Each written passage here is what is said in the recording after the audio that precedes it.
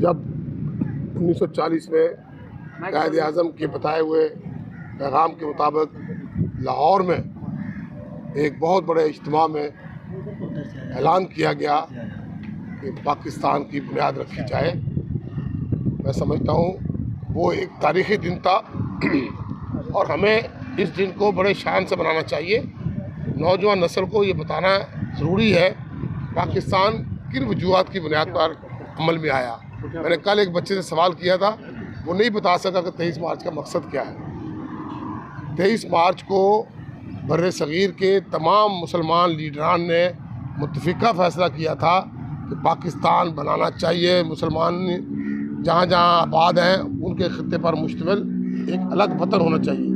ہندو کے ساتھ ہماری چونکہ نہیں بات چیت بن رہی تھی، وہ ایک الگ قوم تھے، ہمارا ایک الگ مسئلہ تھا، دو قومی نظریے کی بنیاد پر پاکستان معرض وجود میں آیا اور الحمدللہ اب ہم پاکستانی ہیں۔ اور میں صرف اس بات سے ہم تمام دوستوں کے ساتھ یہی کہنا چاہتا ہوں کہ ہمیں اپنی آنے والی نسل کو پاکستان کے بارے میں پوری معلومات فراہم کرنا چاہیے۔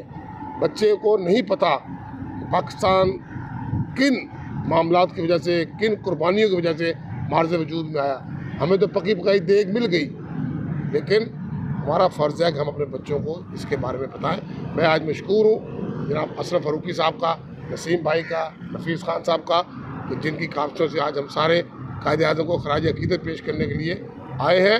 مقصد صرف یہی ہے، ایک تو قائد اعظم کو خراج عقیدت پیش کیا جائے اور آنے والی نسل کو یہ باور کرایا جائے کہ پاکستان کا بننا ناگزیر تھا اور اس کی آبیاری کرنا ہمارا کام ہے اور ہمارا فرض ہے کہ ہم پاکستان کو علامہ اقبال اور قائد اعظم کا پاکستان بنانے کی کوشش کریں، اور انشاءاللہ تعالی پاکستان تا قیامت قائم رہے گا۔ میرے جیسے لوگ اور بہت سے لوگ چاہے کچھ بھی کرنا چاہیں، پاکستان انشاءاللہ تعالی شاداب اور آباد رہے گا، اور ہم سب کی کوشش ہونی چاہیے کہ ہم اس کو شاداب اور آباد رکھنے کے لیے اپنا حصہ ڈالیں، اپنی کوششیں کریں۔